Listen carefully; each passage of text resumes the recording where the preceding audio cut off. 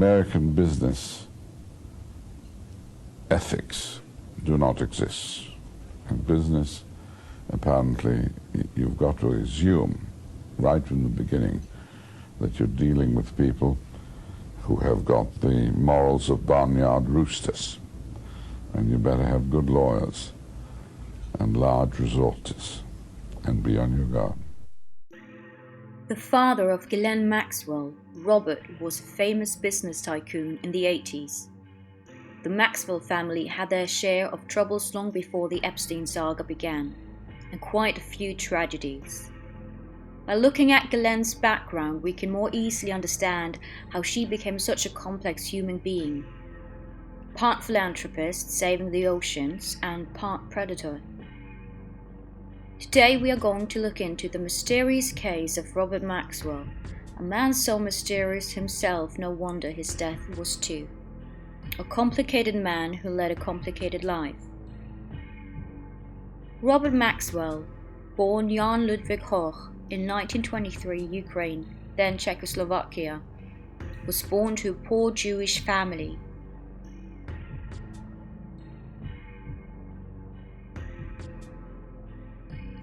He escaped the war by joining the French army and later joined the British military. He met his future wife in 1944, Elizabeth Maynard, Betty for short, and he proposed the same year. Shortly after their wedding, he wrote her a letter with the recipe for the perfect marriage. In this letter were 6 rules she were to obey. It said, "Here are my 6 rules for the perfect partnership. 1. Don't nag. 2. Don't criticize unduly. 3. Give honest appreciation. 4. Pay little attentions. 5. Be courteous. 6. Have the utmost confidence in yourself and in your partner." Betty recalls the early days together as idyllic, and she said most of the time was spent in bed, something the 9 children in total is a proof of. In 1945, he was awarded the Military Cross for his heroic efforts at the Dutch-German borders. After he was discharged from the army, where he was serving as a captain, he had been spotted by the MI6 for his service during the war, and he then asked them to fund him a bookshop with the intent to use it as a cover to recruit Soviet scientists. He was able to buy his very first company called the Pergamon Press, funded by the British government. Pergamon Press was soon one of the world-leading scientific publications, and he earned millions. I'm of course very notorious about many things, but very few people really appreciate that everything that I have done with the help of thousands of people has only been made possible because of Pergamon Press. Well, Maxwell would be recruiting people, interrogating people, what their scientific views were or weren't, and basically, I think in those days, probably trying to get odd scientists, as it were, on our side. Maxwell had been spotted by MI6 as an officer in post-war Berlin. It was obvious that he'd been doing odd things for MI6, probably in Germany already, and he suggested that we should subsidize him to buy a bookshop. This was Maxwell? Or book business, yes. So you picked him, Maxwell was to be your agent? Yes, basically, yeah. And you were subsidizing him? Well, we subsidized him in the form of helping him buy his business.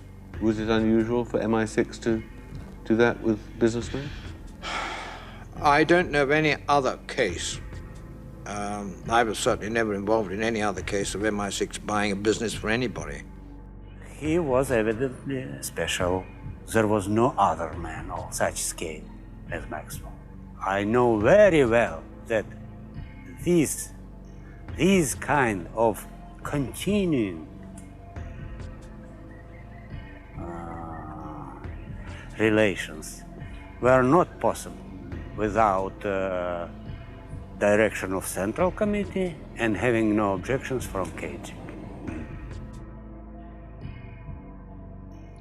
In 1957, the then oldest daughter, 3-year-old Corinne, was diagnosed with leukemia and died in Robert's arms. Tragedy would strike again in 1961 when their 15-year-old son Michael was in a car accident, only 3 days after their youngest daughter Ghislaine was born. He would remain in a coma for the rest of his life. The effect this had for the family was detrimental, and the already harsh father Robert became even more stern, setting rigid boundaries for the rest of the siblings. He was a demanding father, and the children was expected to excel at school, and even the thought of a less than perfect grade was mortifying. Throughout the 1960s, Pergamon Press was successful. However, Robert Maxwell still was struggling. He lost it in 1969 to a financial scandal due to fraudulent activities. During his sale of Pergamon, his financial accounts was deemed fraudulent, and the government found him unfit to own a public company. Maxwell lost all his fortune and was seen as a crook. In 1981, he bought the British Printing Corporation, which at the time was on the verge of bankruptcy, which made it an easy win for Maxwell. And he sold it back to the original owners after some restructuring in 1987. Here he made a great profit, and he also bought Mirror News Group in 1984, which included 6 major newspapers at the time, like the Daily Mirror. Maxwell was known to exaggerate his power in order to intimidate opponents in the publication industry. Look at Mr. Murdoch's achievements and look at mine. Both of us are candidates for one of the top positions as a media company of the world, one of the 10 slots. He's doing very well. I'm not doing too badly. The difference between him and me is that he owes the banks $6 billion, and until I get Macmillan, the banks owe me $1 billion. People prefer the Maxwell position to that of Murdoch. In 1988, he bought the Official Airlines Guide and the Macmillan Group. He borrowed $3 billion to do this. The truth was, he was a man on the brink of bankruptcy yet again. He kept his image as a successful tycoon in the media, mixing with high-profile people, celebrities and successful crowds, giving off the image of the well-liked and very successful businessman. With a compliant staff, they all kept the deceit alive, hiding the truth of Mr. Maxwell's dire financial situation. Unknown from the public, Maxwell had run out of money by 1990, as no recent business venture had proved prosperous. He owed billions and had no savings. He became more ardent in keeping up appearances, and one strategy was making sure his shares in his companies was kept at a high value, meaning trying to keep shareholders refraining from sales. But he was spending millions of borrowed money buying his own shares to keep the value high. The next strategy was to turn to the consumers, as the Daily Mirror Group had reported a negative trend in sales. He came up with the idea, worthy of a Willy Wonka bar, that £1 million could be earned buying one of his papers. At the Mirror, we've received many calls. One of them said, someone has won the other £1 million prize before we've even had a chance to play. This won't happen with our Win a Million prize. It can be won this weekend and claimed up to 6 p.m. on September the 3rd. Play Win a Million in the Daily Mirror, Sunday Mirror, Sunday People from now on. I guarantee you will all get a fair and equal chance to play and win one of our millions. Oh, the dazzling smile of a crook reading a script. Now this didn't prove as fruitful, and in order to sell part of the Mirror Group for the price he wanted, he needed it to be more valuable. His third strategy, after buying his own shares with lent money, doing a price rally to sell more papers, he now knew the only value left was the pension funds and all the accounts active in the BIM Group where he was a chairman. He appealed to the people who had pension accounts with them to not lose hope, and that it was one of the safest investments for the future of them and their family. This to ensure the pension fund would serve as his personal wallet meanwhile. As chairman of the Maxwell Group of Companies pension funds, I'm addressing you today for the purpose of persuading you that it is in your and your family's best interest to remain a member of whichever pension scheme you are a member of in our group. Still desperate for money, he sold 49% of the Mirror Group, allowing him majority but still trying to free some cash. During the sale of the Mirror Group, he insisted on persuading the investor that the company was worth £500 million. He only received half of that, and potential investors had been growing wary of his past dealing with money and fraudulent activities.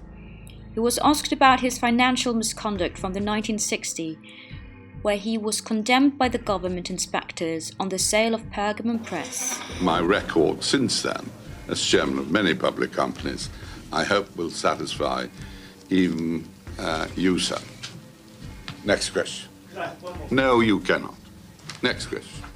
In preparing the sale, Maxwell perpetrated a major deception. To prevent Cooper's discovery of the theft of pension fund shares, he persuaded the accountants to extend the pension fund's financial year.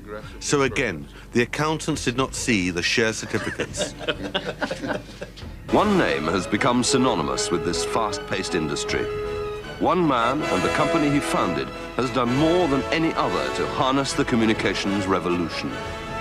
The man is Robert Maxwell. The company is Maxwell Communication Corporation. Him and his wife Betty had been through many hardships together, the war and the loss of their 2 children, going bankrupt and then rebuilding their life and status again. Yet Betty's sacrifice was greater than his, living in the shadow of a never-fulfilled man, a disciplinarian to her and the kids, a demanding husband who took his own liberties with a vast array of women, including a sex columnist who described their physical relationship with a very shy and sexually uncomfortable man. Towards the end of his life, him and his wife was rather estranged. Betty felt she lived in the ever pursuit for him to recreate his lost family, and she felt she lived somewhat in the shadow of his mother. She had for a long time accepted that he was pursuing other women, and that she was no longer the apple of his eye. As they grew apart, he grew more obsessive towards his 26-year-old secretary. He would surveil the office phones and listen in on her conversations. He sent a letter to Betty asking for a divorce in order to pursue the secretary fully. He even said the secretary reminded him of his own mother. Lived in one room with 7 children, hungry most of the time, did not have any clothes to wear in winter. As a child, I remember dreaming about owning a piece of land and a cow. Your family's clear back in Czechoslovakia. What were you Without thinking? knowing. Well, I was constantly thinking about them. The last communication I received was a letter through the Red Cross from my mother to say that she was well in 1943. And then you didn't hear from them again? Didn't hear from them again.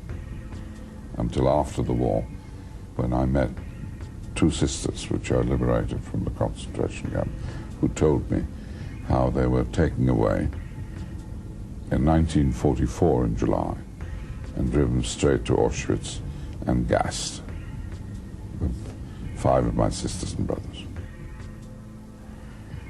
It still is an incredible thought. I can't accept it. It is not for me to forgive, and I cannot forget. Robert Maxwell came off as a confident businessman, and with a calm demeanor and steady footprint in the publication industry, he seemed trustworthy to many. He didn't have the typical crook image. He spoke 10 languages and had a very persuasive personality. Robert revisited the religion and the family history he for so many years had put on the back burner and found himself embracing Judaism. He also became a friend of Israel and proved loyal to them to the end.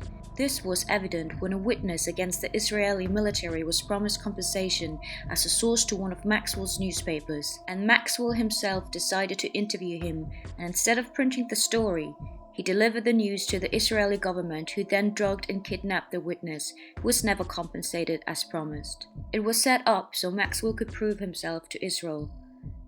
He also forked over sums to them and bought his final burial place on the Mount Olives in Jerusalem. Towards his final days, he visited Jewish monuments and reminisced about his family's tragedy. C'est obtenir des ressources, все в порядке. И когда мы увидимся, yes, the joint venture with the Finns and the Russians on a paper mill. And his isolation intensified, Maxwell turned to his own origins, lamenting the fate of his family and pondering his own escape from death.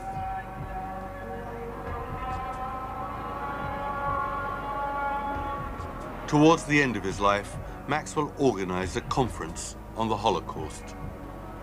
Obsession. Not to allow the killer to kill the victims a second time through forgetfulness. Then at the end of my life.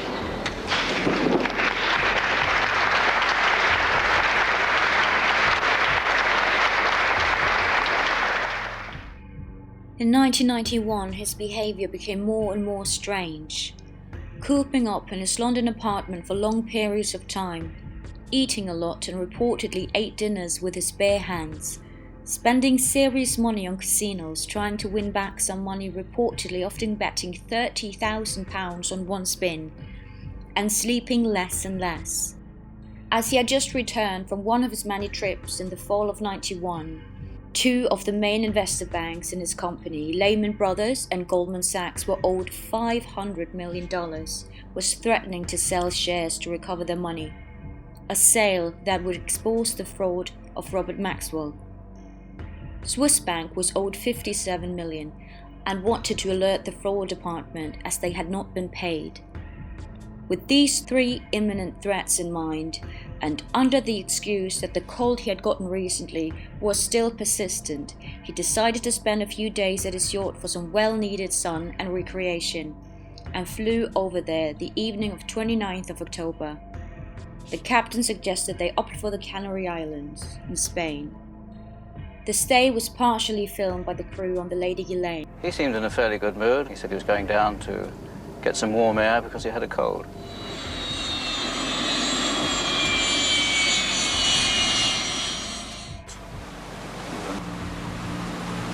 At the captain's suggestion, they sailed to Madeira, a 2-day voyage filmed by a crewman. You'll be here in 1 minute. During that journey, the Gulfstream pilot asked for permission to fly low over the Lady Ghislaine. It came to our mind that it would be a good occasion to do some low-level flying, which we knew Mr. Maxwell liked. On their arrival in the Canaries, Maxwell ordered the captain to look for calm sea. He wanted to do some swimming that afternoon. After his swim, everyone believed that Maxwell was returning to London. He was in a fairly good mood. He'd enjoyed his time on the yacht. His cold appeared to be getting better, he said, and he was expecting us to fly back to England the following day.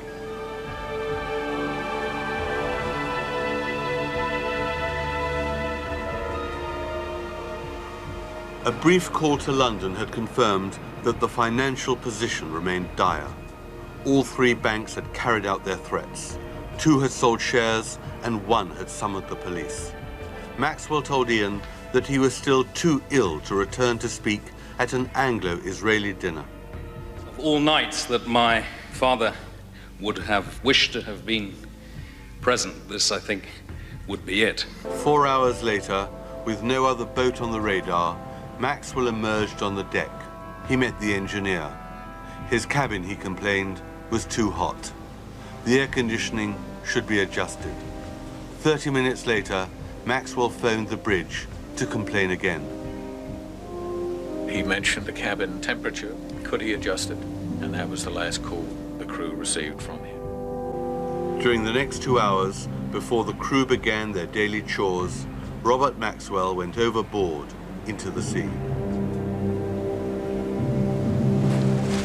At 11 o'clock that morning, anchored off southern Tenerife, Rankin connected a telephone call from New York to Maxwell's cabin. When he received no reply, Rankin's reaction was... The reaction now is, where is he? So we went up and looked in all the usual places and couldn't find him. A body has been found in the sea off the Canaries, it would appear very much as if it is that of our father. At the end of the day, Maxwell's body was found and identified by his widow and eldest son. At daybreak, he was transferred for an autopsy. 4 hours later, the pathologist announced his verdict. During the autopsy, we found considerable obstruction of the two coronary arteries. We concluded that the probable cause of death was a heart attack. By the time the body was flown to Israel for burial, Lamella's verdict was already disputed. Maxwell's death had become a mystery. A second autopsy was performed on the dissected and embalmed body by Dr. Ian West. There's no sign, for instance, of the usual pattern of injuries that one sees in a person who's been assaulted.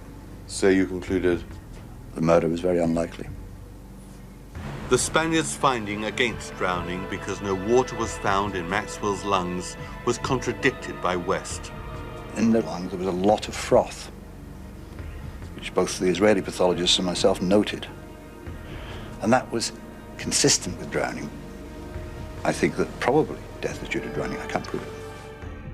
Whether this was a heart attack, a suicide, or a murder, it did happen at a very peculiar time. However, the Maxwell I have come to know through this research seems like a man without scruples and with the audacity to defend and deny stealing billions from the pension funds.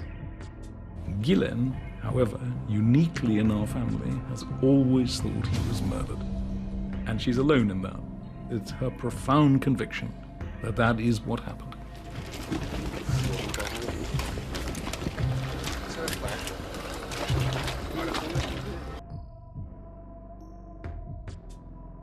I also want to take this opportunity to thank all the many hundreds of people who have sent messages of support to us at this very, very sad time. I want also to thank the press for their courtesy and consideration to my mother and to us at this time, which we appreciate very much. Gracias a todos, and thank you all very much. The funds from the Mirror pension went missing after your father's death. No comments on that. The total amount missing from the Mirror pension funds came to £763 million. Now his sons are trying to unravel the web of financial affairs the tycoon left behind. Unfortunately, our father's business collapsed, and that caused all of my siblings, including Ghislaine, an enormous difficulty. They had to leave the family house. Yours, madam, thanks. And, you know, Maxwell's possessions were auctioned off. Humiliation doesn't come much more public than that. And 300, 320, at 350. It was not a good time to be a Maxwell, and certainly not in England. He was a man who leaves his trails filled with deceit, bullying, lying, stealing, all in the pretty package of being a hero, a family man, and a charming, well-spoken business genius. It seemed out of all his pursuits, and all the billions that was in his possession over the years, nothing would ever quench the guilt about leaving and ultimately losing his family back in 1944. And therefore nothing could ever soothe him: food, money, women, family, or fame. He was either bumped off, or he committed suicide, or it was simply an accident. Maxwell knew that the game was up. From he was on board his yacht, the Lady Ghislaine, where he died, that when he went back, he was due to fly back to London that morning, that he was going to effectively face 3 firing squads. He knew the fraud squad were after him, the Mirror pensioners were after him, and the banks were after him. So if it was an accident, in many respects, it was a very fortuitous accident. I feel that, and I've grappled with this a lot, I feel that possibly the line between suicide and an accident is less clear-cut. Is there anything that scares you? Yes. What? Lack of time.